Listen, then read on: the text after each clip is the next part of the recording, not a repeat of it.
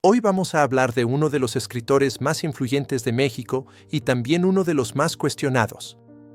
Octavio Paz, Premio Nobel, poeta universal, pero también acusado de traidor, elitista, misógino, enemigo de la izquierda y crítico de la Revolución Mexicana. ¿Fue un héroe cultural o un provocador al servicio del poder? Quédate hasta el final porque algunas de sus controversias siguen vivas hoy y podrías cambiar tu opinión sobre él para siempre. Esta es la historia del Octavio Paz más polémico. Octavio Paz no solo fue un escritor, fue una figura política, un intelectual influyente que opinaba con fuerza y sin miedo. Su vida estuvo marcada por confrontaciones ideológicas, enemistades y decisiones que dividieron al público. Para unos, fue un pensador valiente. Para otros, un oportunista que se acercó demasiado al poder. Hoy analizaremos sus mayores controversias, las que todavía generan debate en México y el mundo. Todo empieza con un joven Octavio Paz profundamente ligado a las causas sociales. Su padre fue abogado del movimiento zapatista. Su abuelo, periodista liberal. Paz nació con la política en la sangre. Durante décadas se identificó con la izquierda y con los movimientos populares hasta que llegó un punto de quiebre que marcaría su figura para siempre, 1968, la masacre de Tlatelolco. Paz era entonces embajador de México en la India. Al conocer lo ocurrido, tomó una decisión drástica, renunció en protesta contra el gobierno de Gustavo Díaz Ordaz. Para muchos fue un acto valiente y digno.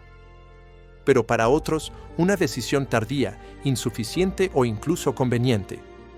Porque a partir de ese momento, Paz comenzó a criticar duramente al comunismo, a denunciar la represión soviética, a cuestionar la revolución cubana y a condenar las dictaduras de izquierda. Mientras la mayoría de la izquierda mexicana esperaba que se uniera a su lucha, él se distanció. Defendía la libertad individual por encima de los modelos revolucionarios. Para algunos, era coherencia moral. Para otros, traición. Desde entonces le llovieron etiquetas: el poeta del sistema, el intelectual del poder, el izquierdista arrepentido. Sus opiniones generaban incendios y apenas era el comienzo. Cuestionar la historia política de México nunca ha sido fácil.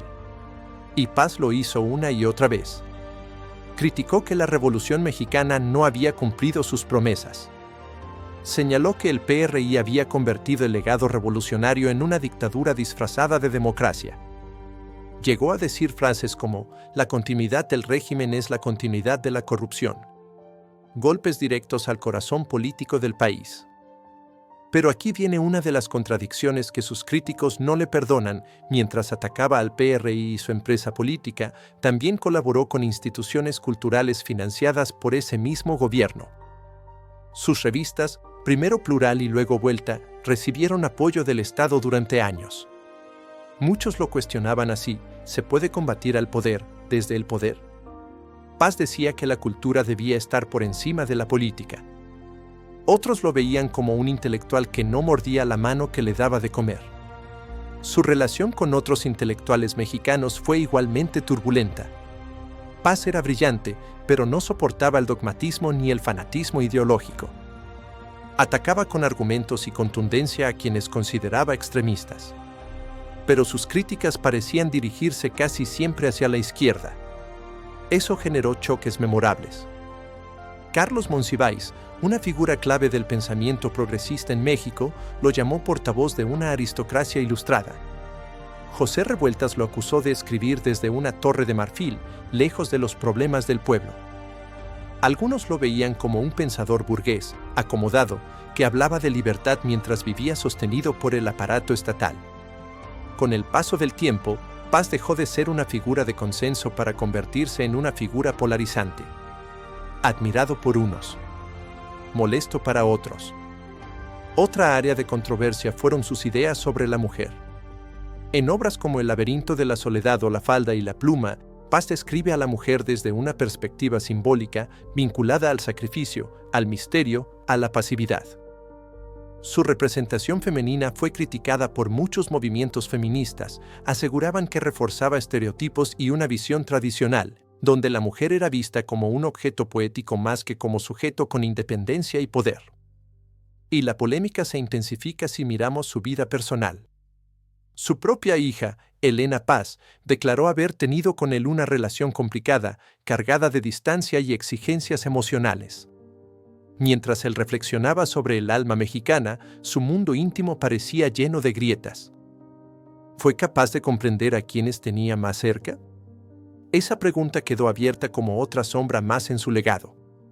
Y llegamos a uno de los momentos más celebrados, pero también más criticados, de su vida, su Nobel de Literatura en 1990. Mientras México celebraba con orgullo al primer escritor mexicano en recibirlo, hubo quienes señalaron que la élite política había utilizado ese triunfo para limpiarse la imagen, mostrando al mundo un país culto y democrático, mientras seguían ejerciendo autoritarismo. Paz, que criticaba al gobierno, aceptó el reconocimiento, los homenajes y las ceremonias financiadas por el mismo Estado al que cuestionaba. Y además, siguió recibiendo apoyo económico para sus proyectos.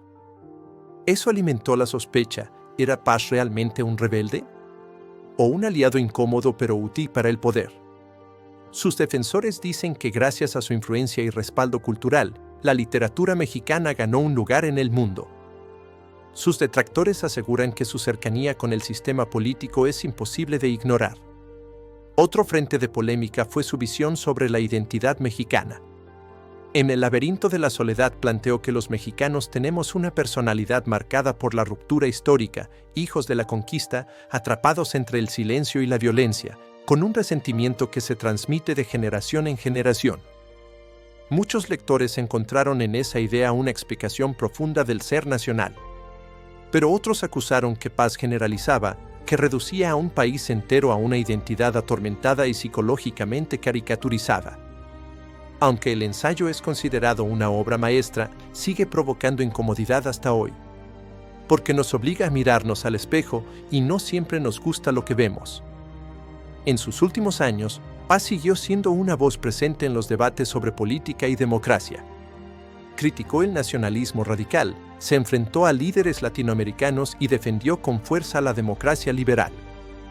Muchos lo vieron como una figura moral, alguien que defendía la libertad sin importar el costo.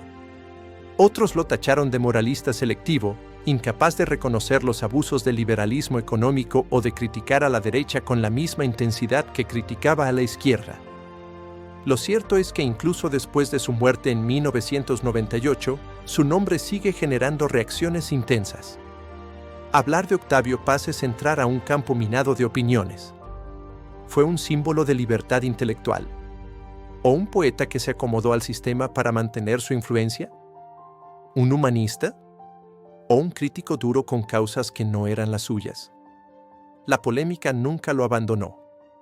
Pero quizá ahí reside parte de su grandeza.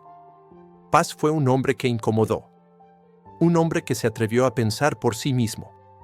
Y cuando alguien piensa por sí mismo, inevitablemente se gana enemigos. Sus textos siguen siendo estudiados, debatidos y reinterpretados.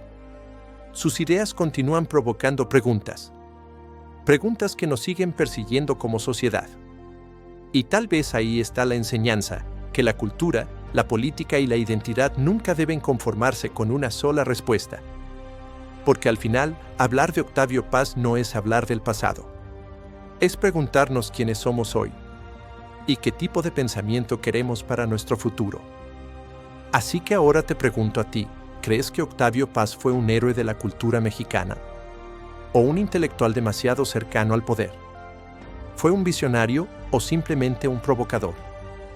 Tu opinión es fundamental para este debate. Déjala abajo en los comentarios y sigamos conversando. Si te gustan estas historias llenas de controversia y reflexión, no olvides suscribirte al canal y activar la campanita. Nos vemos en el próximo video.